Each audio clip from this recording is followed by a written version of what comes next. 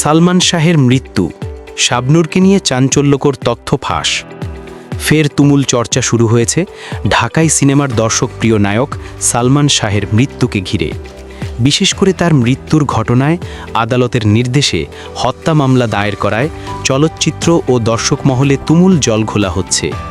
সালমান শাহের প্রসঙ্গ উঠলেই নাম আসে চিত্রনায়িকা শাবনূরের। মামলায় অভিযুক্ত না হলেও কেউ কেউ শাবনূরকে সালমান শাহ হত্যাকাণ্ডের সঙ্গে জড়িয়ে ফেলছেন।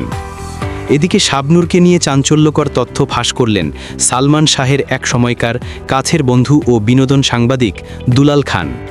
সম্প্রতি এক সাক্ষাৎকারে তিনি জানান, শাবনূর সালমানের সম্পর্কে বিভিন্ন তথ্য গোপনে সামিরার কাছে পাচার করতেন। দুলাল খান বলেন, সালমান একসময় অসুস্থ হলে শাবনূর তাকে দেখতে আসে, কিন্তু সেই খবর সামিরা ভাবি পেয়ে যায়। আমি ভাবছিলাম ভাবি ছিল চট্টগ্রাম, সে এই খবর কিভাবে পেল? পরে জানতে পারি সালমানের সঙ্গে যা যা কথা হতো সব শাবনূর নিজেই ভাবির কাছে বলে দিত। পরে সালমান শাবনূরের সঙ্গে সিনেমা না করার সিদ্ধান্ত নেয়। 1996 সালের 6 সেপ্টেম্বর সবাইকে বিস্মিত করে না ফেরার দেশে চলে যান নায়ক সালমান শাহ। মৃত্যুর এত বছর পরও দর্শক হৃদয়ে আজও বেঁচে আছেন ঢালিউডের হার্টথ্রব নায়ক সালমান শাহ।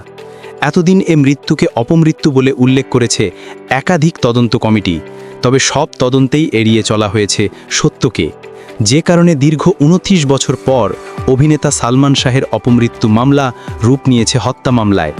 সালমান শাহ হত্যা মামলায় সর্বমোট 11 জনকে আসামি হিসেবে উল্লেখ করা হয়েছে।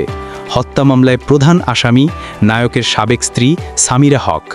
অন্য 10 আসামি হলেন প্রযোজক আজিজ মোহাম্মদ ভাই, খলনায়ক ডন, নায়কের সাবেক শাশুড়ি Latifa Haque Lucy, David, Javed, Faruk, Mayfair beauty সেন্টারের রুবি, আব্দুস সাত্তার, সাজু ও রিজভি আহমেদ ফরহাদ।